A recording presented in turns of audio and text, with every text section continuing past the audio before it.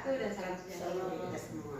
Siang ini saya akan berbagi tentang salah satu implementasi kurikulum merdeka tentang budaya positif yang dapat kita terapkan di kelas kita masing-masing.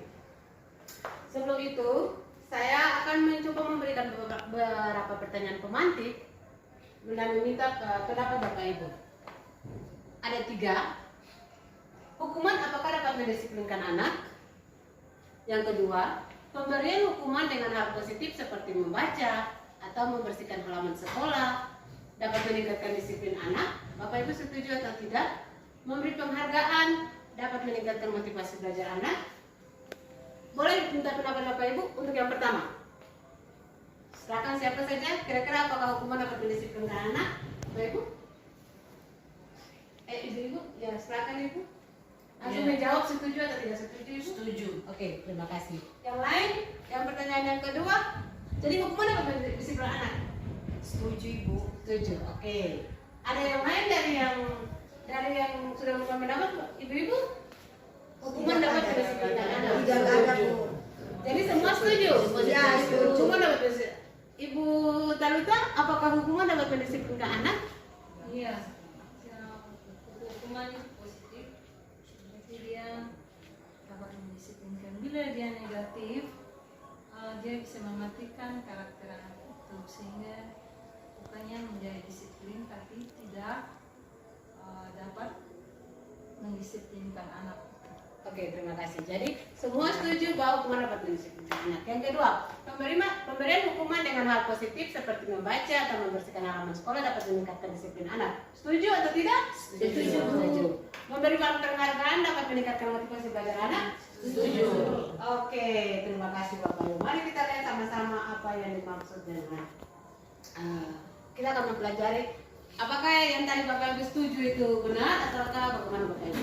Saya minta 2 orang, mungkin Ibu Ika, Ibu Eli, maaf bisa tolong berdiri di sini memperagakan. Misalnya Ibu Eli buat, misalnya ada menggenggam sesuatu di tangan seperti begini, lalu Ibu Ika dengan cara apapun, misalnya bisa merayu, bisa membujuk, marah, intimidasi. Untuk Ibu Weli, apakah dengan itu Ibu Weli bisa buka Ibu Weli ke pelantangan tidak? Bisa ini kan Ibu Weli? Ibu, ya. Lalu Ibu, maksudnya Ibu rayu, Ibu mau pakai rayu ya, rayu supaya tangan bisa terbuka. Silakan. Langsung dipraktek. Iya, langsung dipraktekkan. Makanya Ibu bilang apakah mau merayu? Mesti pakai rayu kah? Meminta Ibu Weli buka Ibu Weli. Pokoknya pilih kah? Ibu mau marah kah? Terserah. Yang penting Ibu pilih sampai Ibu Weli mesti usaha buka. Mohon maaf Ibu. Mohon maaf Ibu. Cukup dengan saya pikir dengan mohon maaf. Terserah Ibu. Apakah bisa? Ibu Wen mohon maaf Ibu. Meminta Ibu Weli supaya langsung buka tangan. Mohon maaf Ibu. Bisa kasih Ibu buka Ibu ke tangan. Ini ada uang dulu juga. Bagaimana ini mengajukan berapa tangan? Iya. Nah, itu contohnya. Misalnya ada sesuatu yang berharga. Iya, di jadi tangan. tangan berapa ini membelakang bisa seperti Oh berarti ini bukan semacam kayak ancaman. Bukan. Oh. Bukan. Ini kan Ibu ini kan tabungan 2 juta. Mau rayu lah. Mau rayu. Kelakar kan Ibu. Boleh kah Ibu? Saya minta sebagian jam tangan Ibu. Boleh kah Ibu? Enggak boleh dengan cara menggoda. apa sebenarnya itu dengan uang itu diminta. Kasih segera bilang, boleh kak? Mau makan bakso. Lihat Satu tujuan nggak bisa lihat apa dulu. Pokoknya Ibu mau marah kah? Iya, Ibu mau rayu kah? Pokoknya Ibu usaha sampai Ibu Weli bukan Ibu Weli. Marah apa namanya? Usaha sampai bukan Cara kasar tangan. apa kita kasih? Cara lembut kita kasih. Iya. Nah, itu caranya. Kayak Iya, betul. Nah, Seperti ada itu. saran kayak. Pokoknya usaha apakah Ibu Weli mau dilembutkan, dewasa Ibu Weli bukan Ibu Weli cara Cara tangan. anak ini. Ya, ini supaya kalian bisa mengerti. Kalian bisa mengerti yang tadi Ibu bilang tuh. Oh, bebas dengan cara apa saja. Iya. Oh iya. Oke, ya.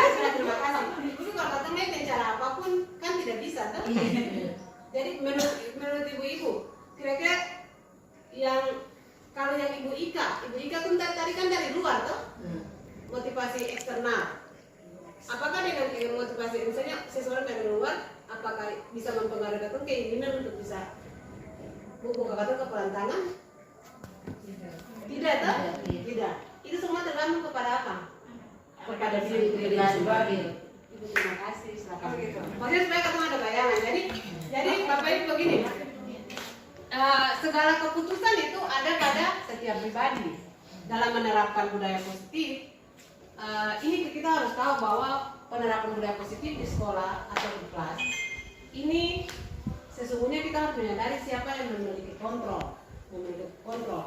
Ada teori, ini teori perubahan paradigma itu stimulus respon dan teori kontrol atau teori pilihan. Jadi kalau stimulus respon itu katanya mencoba mengubah orang supaya ikut pandangan. Itu stimulus respon. Jadi perilaku buruk itu dapat dilihat sebagai suatu kesalahan. Jadi kalau orang dibuat itu dia pun salah. Lalu orang lain bisa mengontrol katong, misalnya dia katong siswa, kan katong bisa kontrol katong siswa. Itu namanya stimulus respon, Bapak Ibu. Saya bisa mengontrol orang lain. Ada juga dengan cara pemaksaan, misalnya katong ancam siswa, atau juga katong dengan cara bujukan. Sebenarnya itu adalah teori stimulus respon, Bapak Ibu. Lalu ada prinsip menang dan kalah. Tapi ketika ada teori kontrol, kalau teori kontrol atau teori pilihan ini dia beda dengan respon, Bapak Ibu. Ketika kita berusaha memahami pandangan orang lain tentang dunia, lalu semua perilaku orang memiliki tujuan. Ketika katong sadar bahwa hanya katong diri sendiri saja yang bisa mengontrol katong, itu adalah teori kontrol, Bapak Ibu. Lalu katong sih bisa kontrol orang lain yang macam tadi. Makanya tadi kasih contoh adegan tadi. Ibu Ika, saya bisa kontrol Ibu Eli, saya bisa mengontrol, memaksa Ibu Eli apapun Ibu Eli saya buka. Karena apa? Teori karena pilihan itu kontrol itu akan dari diri sendiri. Lalu itu menciptakan pilihan-pilihan. Sedangkan teori kontrol itu sengaja yang menang, sengaja yang kalah, tapi dua-dua menang. Dalam menerapkan disiplin positif, Bapak Ibu, disiplin positif, nanti Bapak Ibu berpikir disiplin positif itu apa? Bapak Ibu, disiplin positif ini dia kembali berdasarkan teori kontrol atau teori pilihan. Jadi kita harus menyadari bahwa semua orang punya pilihan atas diri sendiri, walaupun katong guru, tapi katong sih memegang kontrol atas murid. Itu yang harus katong menyadari, sehingga perubahan paradigma itu yang harus katong ubah, katong mindset. Katong sih boleh lagi memberikan ancaman atau apapun. Biarkan yang kurikulum merdeka ini diberikan kebebasan kepada murid karena yang tadi teori kontrol itu atau teori pilihan, Bapak Ibu. Jadi katong sih kita tidak bisa mengontrol orang lain. Hanya Andalah yang bisa mengontrol diri Anda. Makna disiplin. Jadi kalau dibilang dengan makna disiplin itu belajar mengontrol diri dengan menggali potensi kita agar tercapai tujuan mulia, yaitu sesuatu yang menjadi seseorang yang kita inginkan berdasarkan nilai-nilai yang kita hargai. Jadi itu disiplin, Bapak Ibu, bukan karena tepat waktu lalu itu disiplin, bukan. Tapi namanya disiplin itu kita belajar untuk mengontrol diri dan juga menggali potensi. Bapak Ibu, kalau kita nanti di belakang Bapak Ibu akan memahami bahwa yang tadi pendapat yang tadi Bapak Ibu bilang itu benar atau keliru. Lalu Bapak Ibu kita lihat semua perilaku manusia itu ada tujuannya. Itu didasarkan dengan teori motivasi. Sebenarnya siswa itu ketika mungkin kata pendisiplinan, motivasinya apa? Supaya dia menghindari hukuman, Bapak Ibu. Dia sih mau dapat hukum toh, makanya dia datang lebih awal. Karena dia tahu kalau dia datang terlambat pasti dapat hukuman. Lalu yang kedua mungkin dia bisa mendapatkan imbalan. Dan dia hadir saat mungkin dia bisa tambah nilai. Tapi itu sebenarnya motivasi itu motivasi intrinsik. Jadi sebenarnya motivasi itu ada motivasi intrinsik, ada juga motivasi ekstrinsik. Jadi motivasi ekstrinsik itu sesuatu yang dari luar. Misalnya supaya dia dapat hukum, itu ekstrinsik. Untuk mendapatkan imbalan atau dia mendapat poin, dia mendapat nilai, itu motivasi ekstrinsik. Sedangkan motivasi intrinsik itu sesuatu yang dia lahir dari hati. Ketika dia mau datang ke sekolah karena memang dia mau ke sekolah. Jadi entahkah dia mau terlambat atau itu karena memang dia itu lahir dari hati. Bukan karena kita takut terlambat, bukan, tapi karena memang dia mau disiplin saja. Karena dia mau belajar untuk mengontrol diri untuk mengembangkan potensi supaya dia tepat waktu. Gitu. Jadi untuk motivasi intrinsik itu adalah dengan kata menguatkan nilai-nilai kebajikan. Nilai-nilai kebajikan itu hal-hal yang baik itu. Makanya itu kata perlu keyakinan kelas yang kata harus bangun. Jadi Bapak Ibu diharapkan kata semua guru membangun kebijakan nilai-nilai kebijakan universal itu dengan cara kita membuat kesepakatan kelas. Kalau dulu dibilang kesepakatan kelas, tapi sekarang dia sudah ganti dengan keyakinan. Karena apa Bapak Ibu? Lebih baik kita menggali sesuatu yang itu lahir dari hati setiap siswa, supaya apapun yang dia lakukan itu karena memang motivasi intrinsik itu lahir dari dalam, tanpa ada paksaan mau menyenangkan wali kelas supaya dia dapat hukuman dan seterusnya Bapak Ibu. Kalau itu karena motivasi ekstrinsik. Lalu Bapak Ibu, model berpikir menangkala itu kolaborasi konsensus menciptakan pilihan yang baru. Sebenarnya guru ini ada mempunyai 5 posisi kontrol Bapak Ibu. Yang pertama itu posisi penghukum, pembuat rasa bersalah. Jadi untuk menghindari hukuman, siswa untuk menghindari hukuman itu guru sering melakukan posisi kontrol sebagai penghukum. Ada juga pembuat rasa bersalah. Ada juga untuk menyenangkan siswa sebagai teman, sebagai pemantau, lalu sebagai manajer. Untuk melakukan posisi kontrol ini Bapak Ibu, nanti kita akan belajar posisi penghukum bagaimana, itu semua. Di dalam kita diharapkan dalam implementasi kurikulum Merdeka supaya kita menjalankan fungsi sebagai manajer Bapak Ibu, fungsi sebagai manajer. Makanya tadi di awal katanya dalam menjalankan fungsi sebagai manajer kita harus benar. Oke, selamat siang Bapak Ibu. Assalamualaikum warahmatullahi wabarakatuh dan salam sejahtera bagi kita semua.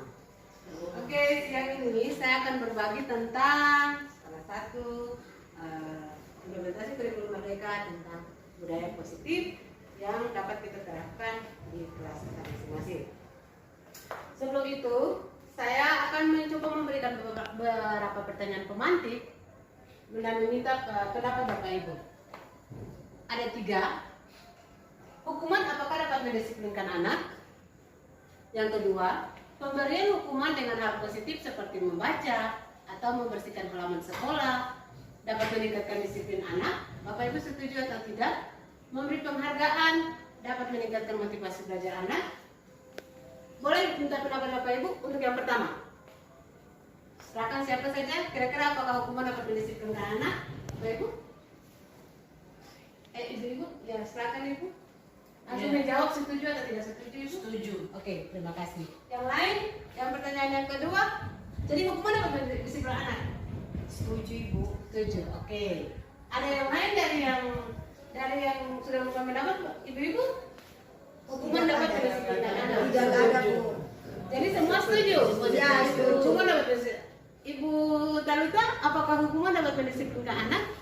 Iya, hukuman itu positif, jadi dia dapat mendisiplinkan. Bila dia negatif, dia bisa mematikan karakter anak itu sehingga bukannya menjadi disiplin tapi tidak dapat mendisiplinkan anak. Oke, terima kasih. Jadi semua setuju bahwa hukuman dapat mendisiplinkan anak. Yang kedua, pemberian hukuman dengan hal positif seperti membaca atau membersihkan halaman sekolah dapat meningkatkan disiplin anak. Setuju atau tidak? Setuju. Setuju. Memberikan penghargaan dapat meningkatkan motivasi belajar anak. Setuju. Oke, terima kasih Bapak Ibu. Mari kita lihat sama-sama apa yang dimaksud dengan kita akan mempelajari apakah yang tadi Bapak Ibu setuju itu benar ataukah bagaimana Bapak Ibu. Saya minta 2 orang, mungkin Ibu Ika, Ibu Weli, maaf bisa tolong berdiri di sini memperagakan. Misalnya Ibu Weli buat, misalnya ada menggenggam sesuatu di tangan seperti begini. Lalu Ibu Ika dengan cara apapun, misalnya bisa merayu, bisa membujuk, marah, intimidasi. Untuk Ibu Weli, apakah dengan itu Ibu Weli bisa buka Ibu Weli ke pelantangan tidak? Bisa enggak Ibu Weli? Ibu, ya. Lalu Ibu rayu, Ibu mau pakai rayu, ya. Supaya tangan bisa terbuka. Silakan. Langsung dipraktek. Iya, langsung dipraktekkan. Makanya Ibu bilang apakah mau merayu? Mesti pakai rayu kah? Meminta Ibu Weli buka Ibu Weli. Pokoknya bisa. Ibu mau marah kah? Terserah. Yang penting Ibu pilih sampai Ibu Weli mesti usaha buka. Mohon maaf Ibu. Mohon maaf Ibu. Cukup dengan saya pikir dengan mohon maaf. Terserah Ibu. Apakah bisa Ibu Weli sama. Mohon maaf Ibu. meminta Ibu Weli supaya langsung buka tangan? Mohon maaf Ibu. Bisa kasih Ibu buka Ibu kepalan tangan. Ini ada uang 2 juta. Iya. Bagaimana ini Ya. mau juta ini berapa tangan? Iya. Nah, itu contohnya. Misalnya ada sesuatu yang berharga, Iya, ada jadi di kan tangan. kan berarti Ya. ini menggunakan sesuatu. Oh berarti ini bukan semacam kayak ancaman. Bukan. Oh. Bukan. Ini kan ibu ini kan tabungan 2 juta. Dan kita pokoknya Mau usaha rayu lah. Mau rayu. Rayu. Kelakar kan ibu. Boleh kak ibu? Saya minta sebagian jam tangan ibu. Boleh kak ibu? Enggak boleh dengan cara Tapi menggoda. untuk apa sebenarnya itu dengan uang itu diminta? Kasih segera bilang boleh kak? Mau makan bakso. Satu tujuan harus bisa dulu. pokoknya ibu mau marah kah? Iya, marah juga. Pokoknya ibu usaha sampai ibu nanti bukan gue. Marah apa namanya? Usaha sampai Cara kasar kasar. apa kita kasih? Uh-uh. Cara lembut kita kasih. Iya. Nah, itu caranya. Kayak Iya, betul. Seperti Harus itu. ada. Pokoknya usaha apakah ibu Leli mau dilembutkan, dimasak, ibu Leli bukan Ini gini cara cara kasih pasangan. anak ini. Ya, ini supaya kata bisa mengerti, atau bisa mengerti yang tadi ibu bilang tuh. Oh, bebas dengan cara apa saja. Iya. Oh iya. Oke, ya sudah terima kasih. Itu kalau kata dengan cara apapun kan tidak bisa, tuh. Jadi menurut ibu-ibu, kira-kira yang kalau yang Ibu Ika tuh tadi kan dari luar tuh, motivasi eksternal. Apakah dengan motivasi misalnya seseorang dari luar, apakah bisa mempengaruhi tuh keinginan untuk bisa buka kartu kepelan tangan? Tidak, toh? Tidak. Itu semua tergantung kepada apa? Kepada diri sendiri. Ibu terima kasih. Silakan. Maksudnya supaya kamu ada bayangan. Jadi Bapak Ibu begini. Segala keputusan itu ada pada setiap pribadi. Dalam menerapkan budaya positif, ini kita harus tahu bahwa penerapan budaya positif di sekolah atau di kelas ini sesungguhnya kita harus menyadari siapa yang memiliki kontrol. Ada teori, ini teori perubahan paradigma itu stimulus respon dan teori kontrol atau teori pemberian. Jadi kalau stimulus respon itu kata mencoba mengubah orang supaya kau pandangan. Itu stimulus respon. Jadi perilaku buruk itu dapat dilihat sebagai suatu kesalahan. Jadi kalau orang itu dia pun salah. Lalu orang lain bisa mengontrol kata, misalnya dia kata siswa, kan kata bisa kontrol kata siswa. Itu namanya stimulus respon, Bapak Ibu. Saya bisa mengontrol orang lain. Ada juga dengan cara pemaksaan, misalnya kata ancam siswa, atau juga kata dengan cara bujukan. Sebenarnya itu adalah teori stimulus respon, Bapak Ibu. Lalu ada prinsip menang dan kalah. Tapi ketika ada teori kontrol, kalau teori kontrol atau teori pilihan ini dia beda dengan respon, Bapak Ibu. Ketika kita berusaha memahami pandangan orang lain tentang dunia, lalu semua perilaku orang memiliki tujuan. Ketika kata secara bawahannya kata diri sendiri saja yang bisa mengontrol kata itu adalah teori kontrol, Bapak Ibu. Lalu kata sih bisa kontrol orang lain yang macam tadi. Makanya tadi kasih contoh adegan tadi. Ibu Ika, saya bisa kontrol Ibu Eli, saya bisa mengontrol, nggak paksa Ibu Eli apapun yang Eli saya buka. Karena apa? Teori karena pilihan itu kontrolin akan dari diri sendiri. Lalu itu menciptakan pilihan-pilihan. Sedangkan teori kontrol itu sengaja yang menang, sengaja yang kalah, tapi dua-duanya menang, Bapak Ibu.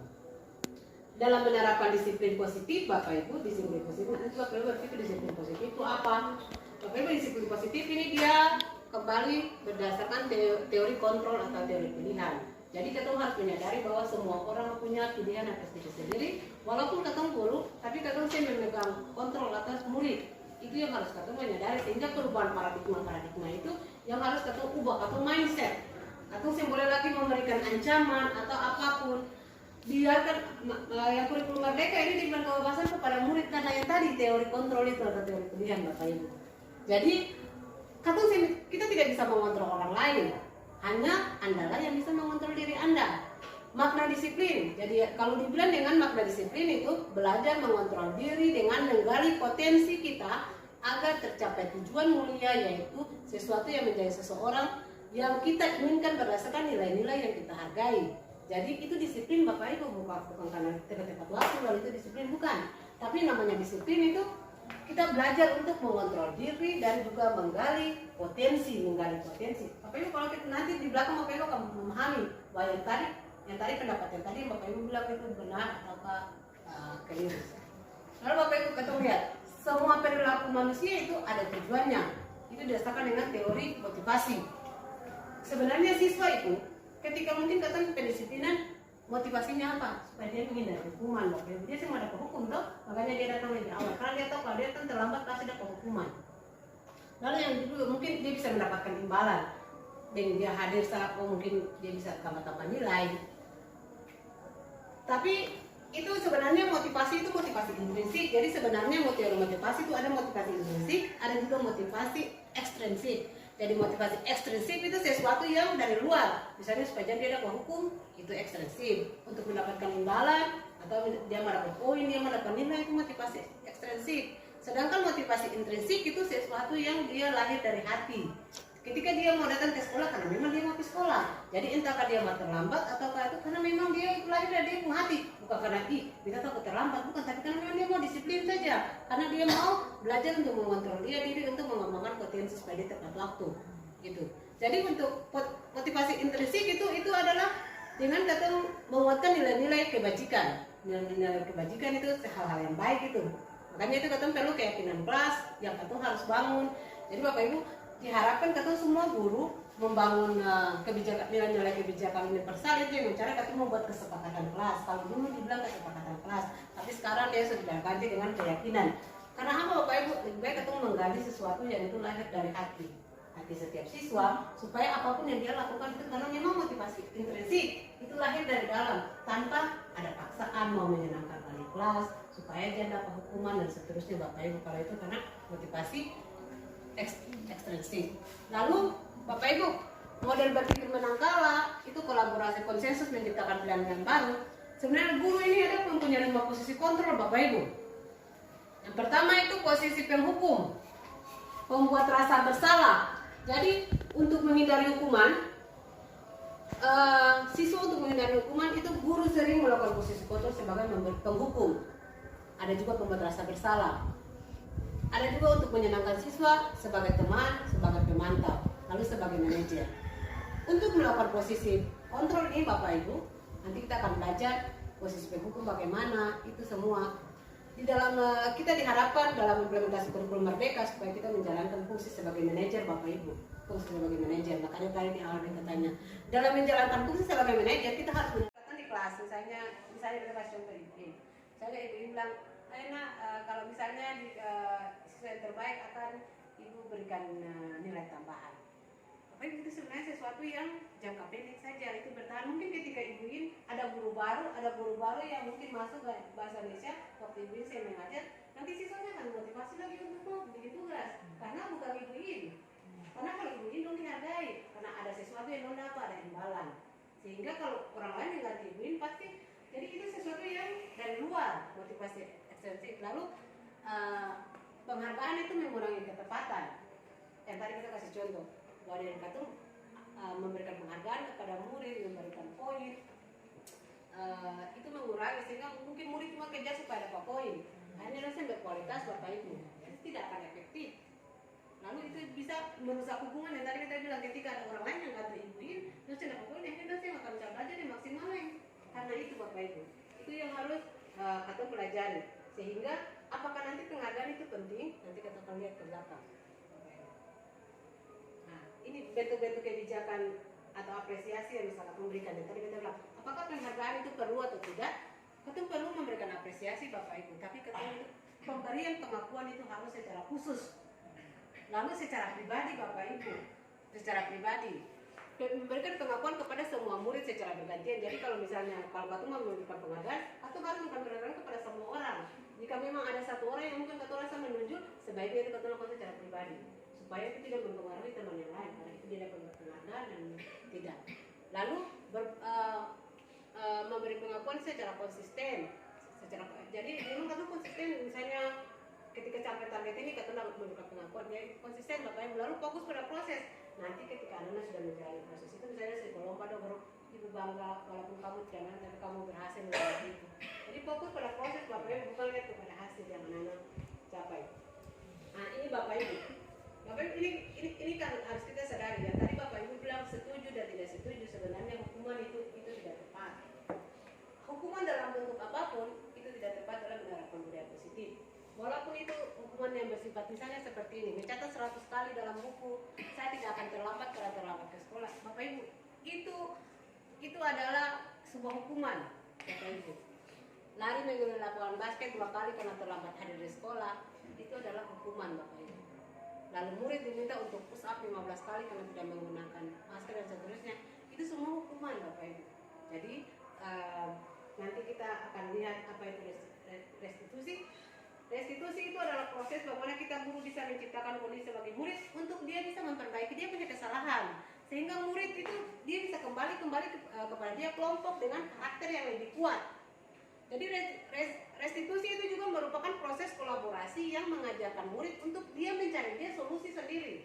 Jadi kita membantu murid untuk mencari solusi sehingga dia bisa tahu, oh ternyata dia mesti begini. Itu yang namanya dengan restitusi. Dan membantu murid berpikir tentang orang seperti apa yang ingin dia mau. Dia mau jadi apa? Dia mau jadi orang yang seperti apa? Itu yang namanya kan dengan segitiga restitusi Bapak Ibu. Itu menurut Dian Gosen tahun 2004. Nah ini Bapak Ibu. Ini bagian dari hukuman konsekuensi restitusi. Hukuman itu sesuatu yang menyakitkan yang harus terjadi. Walaupun Bapak Ibu kata suruh siswa tulis, itu sesuatu yang menyakitkan, itu hukuman Bapak Ibu. Lalu murid tidak akan nyaman. Dia akan menyimpan rasa malu, dia juga akan menyimpan kepahitan, marah kepada kita guru. Lalu itu kan murid itu jadi korban Bapak Ibu ketika kita menerapkan hukuman. Lalu yang berikut perilaku, ada yang bisa saja murid itu dia menjadi minder, atau bisa saja dia menjadi anak yang keras kepala. Karena katanya bahwa hukuman bisa menyisipkan anak. Ternyata hukuman itu tidak bisa menyisipkan anak. Karena bisa saja identitas anak itu dia menjadi gagal dengan ketika kita memberikan hukuman.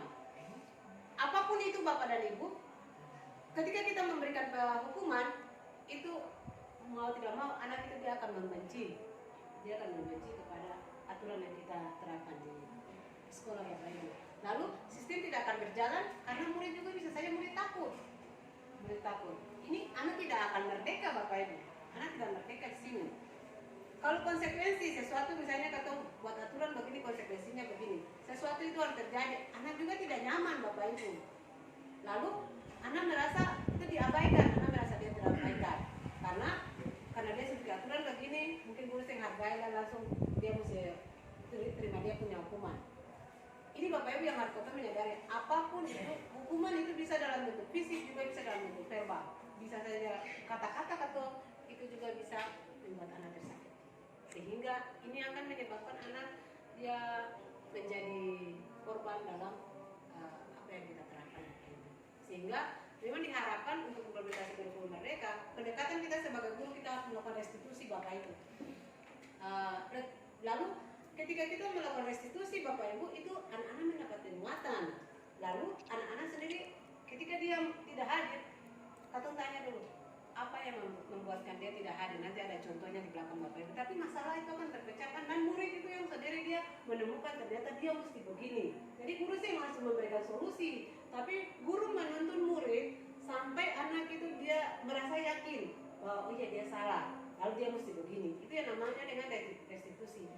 Sehingga katanya nggak ada lagi kata-kata kasar atau atau tidak ada lagi memberikan hukuman kepada murid. Itu yang dibilang dengan restitusi Bapak Ibu. Sehingga murid itu dia merasa bahwa dia dihargai gitu. Dan dia juga bisa menghormati guru karena dia merasa bahwa dia diterima. Karena guru tidak kasar, tapi guru dengan lembut menuntun dia sehingga dia bisa menemukan apa yang menjadi masalah. Jadi ciri-ciri ada ciri-ciri restitusi Bapak Ibu. Restitusi itu bukan untuk menebus murid salah, tapi murid bisa belajar dari kesalahan yang dia buat. Lalu restitusi itu memperbaiki hubungan. Ada tawaran Bapak Ibu, jadi tawaran bukan paksaan. Jadi ketika mungkin murid itu terlambat, lalu Katong tanya, apa yang menyebabkan kamu terlambat? Oh iya maaf, kita tadi malam mungkin bangun terlambat, kita main game.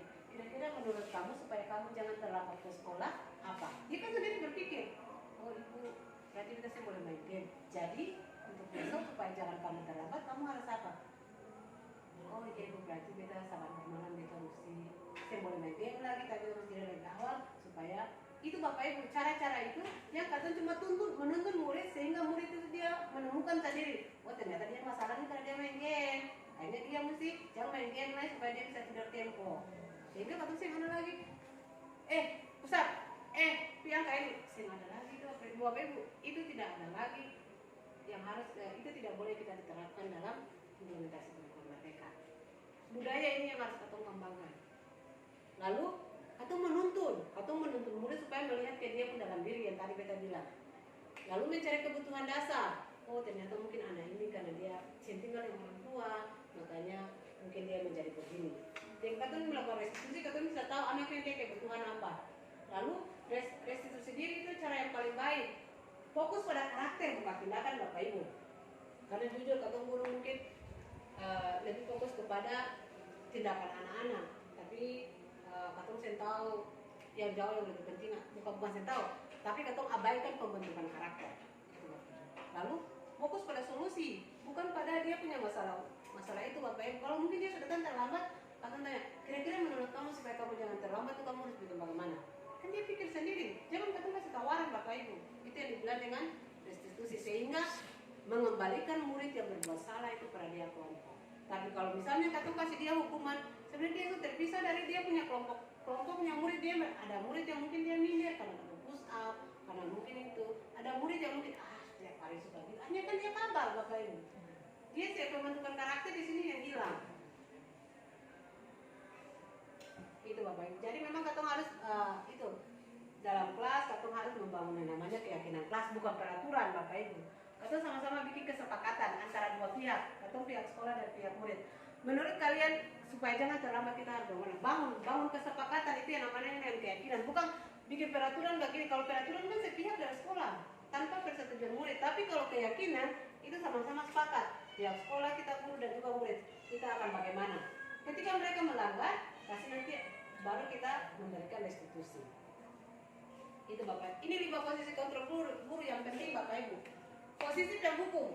Kadang-kadang katong menghadir murid, katong menunjuk murid menyindir, itu namanya katong melakukan fungsi kontrol, melakukan fungsi sebagai penghukum bapak ibu. Kalau kamu tidak melakukan ini, nanti kamu begini, itu penghukum.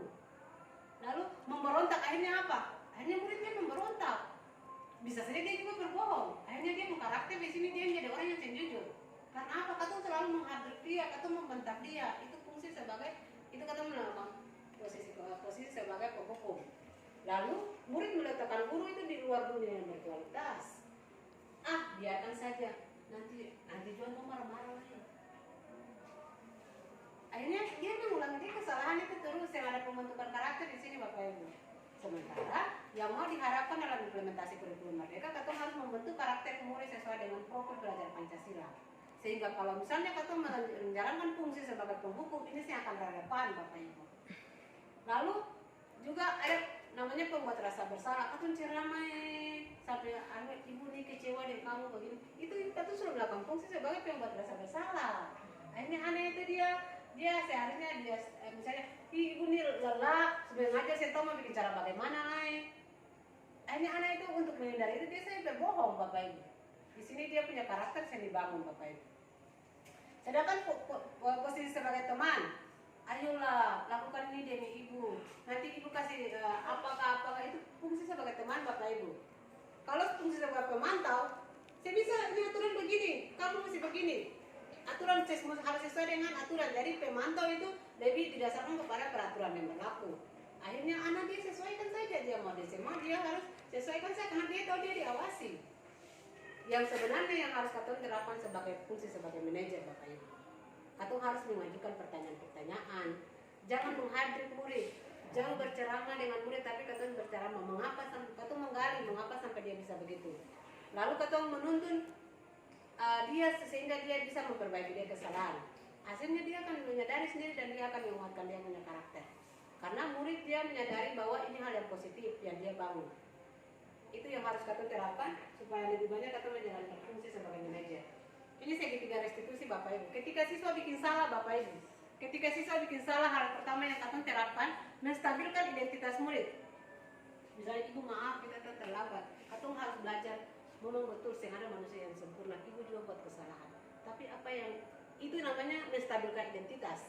Kalau validasi kebutuhan, pasti kamu punya alasan kenapa kamu bisa terlambat.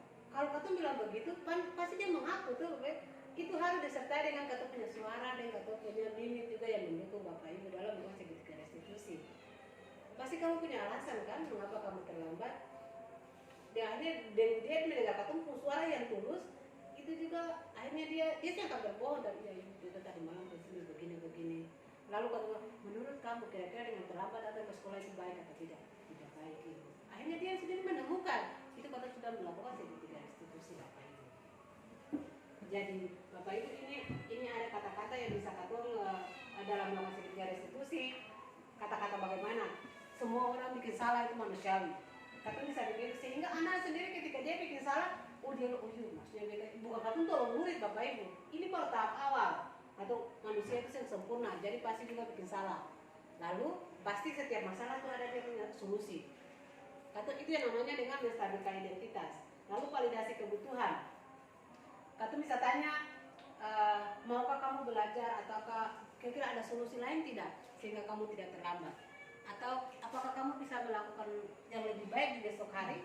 Dan katong tanya-tanya begini sebenarnya kita sudah memvalidasi dia kebutuhan bapak ibu. Lalu dia menanyakan keyakinan. Kamu ingin jadi anak seperti apa? Oh ibu berarti kita sih mau terlambat kayak. Itu kan dia sadar sendiri bapak ibu. Sehingga besok tanpa katong bicara pasti dia akan terlambat. Akhirnya di sini dia menjadi anak yang bertanggung jawab. Dia jujur. Oh kita saya akan begini lah. Karena anak sih merasa bahwa dia dipaksa. Tapi dia menyadari bahwa itu motivasi lahir dari dia hati sendiri. Itu yang dibilang dengan demikian bapak. Ada pertanyaan bapak ibu? Itu yang dibilang dengan segitiga restitusi bapak ibu jadi dalam menerapkan budaya positif. Jadi saya ada hukuman yang positif bapak ibu saya ada. Itu tes depan. Sabar diri ibu. Terima kasih. Ini tadi sudah dijelaskan 5 posisi kontrol ya, posisi kontrol yang diberikan. Tapi beta ini sepertinya sedikit berbeda. Kalau dulu ada peribahasa di ujung rotan ada kasih sayang. Sekarang lagi dengan tunggal lagi sudah ada 5 posisi kontrol dengan penghukuman.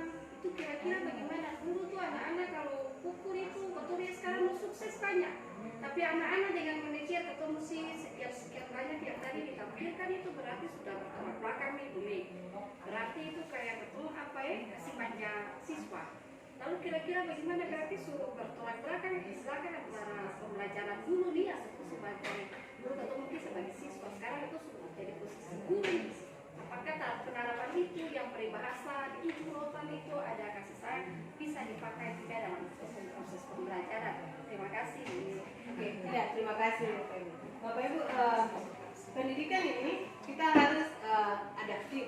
Artinya begini bapak ibu, kita harus menyesuaikan dengan kondisi. Coba bapak ibu, coba katong terapkan sistem yang lama itu berlaku. Ketika anak itu katong kasih hukum, apakah dia akan jerah bapak ibu?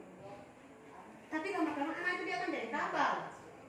Karena dia tahu, dia jalan terlambat tapi dia dipukul. Akhirnya anak itu dia akan bisa berubah. Malah dia akan menghindar. Mungkin dulu, bapak ibu itu dulu. Ketika dulu, kondisi dulu katong saya bisa diselesaikan dengan sampai sekarang ini. Karena apa? Dunia sudah berkembang. Lalu, ketika katong menerap setiap anak itu dia tumbuh dan hidup di era masing-masing. Mungkin karena katong dulu tidak ada perkembangan yang begitu pesat, sehingga ketika dikasih aturan katong langsung patuh. Tetapi anak sekarang itu mereka kan bisa memberontak. Coba katong praktekkan itu katong anak di rumah. Dan katong kasar, dia kan sama masih suka katong. Itu saya berdepan di kondisi sekarang anak-anaknya itu lahir di zaman digital. Zaman digital itu sesuatu yang lebih memberikan kebebasan kepada murid. Sehingga katong saya ada lagi pengekangan seperti zaman kolonial. Tapi katong harus bagaimana memberikan kebebasan. Karena katong harus akui bahwa dalam katong punya pendidikan, banyak katong masih menerapkan sama kolonial, memerintah murid. Sehingga akhirnya murid dia melakukan karena dia ada di sekolah ini, aturan yang memaksa dia. Ketika dia di luar dia rasa bebas. Hanya karakter anak yang dibangun di sini. Mungkin dibangun tapi itu akan bertahan lama. Tapi ketika dia menyadari bahwa oh dia harus disiplin, mau sampai kapanpun dia ada disiplin. Guru tidak ada dan dia ada di sekolah mau dia ada, so dia akan disiplin karena dia tahu dia mau disiplin. Oke. Jadi memang ada hal-hal yang kita harus lihat disesuaikan dengan kondisi. Karena kalau kondisi sekarang itu sih bisa lagi kita menerapkan kepada anak. Ketika kita menerapkan kita kita kasar, akhirnya dia semakin kasar. Tapi ketika kita memberikan kasih sayang, oh ternyata dia menerima dia, ternyata dia merasa bebas. Tapi ketika kita kasih kasar ke anak, dia tidak akan menjadi pribadi yang lebih baik. Jadi memang lebih banyak karena memang ini dia karena sama ini anak-anak lebih banyak diberikan kebebasan. Anak-anak kan bebas, kita cuma kasih aturan apapun di internet ini semua itu terbuka, sehingga lebih banyak kita harus lebih banyak menerapkan itu sebagai manajer sehingga dia bisa menemukan oh ya ini yang baik, ini yang benar, sehingga dia bisa lagi harus pukul dia, kalau pukul dia ini dia sudah bisa baca tanpa dia harus dengar dari orang tua, sehingga lebih baik kita menjalankan fungsi sebagai manajer, memberikan dia kebebasan sambil memberikan dia pilihan supaya dia bisa mengerti mana yang baik dan mana yang benar. Mungkin itu saja, terima kasih.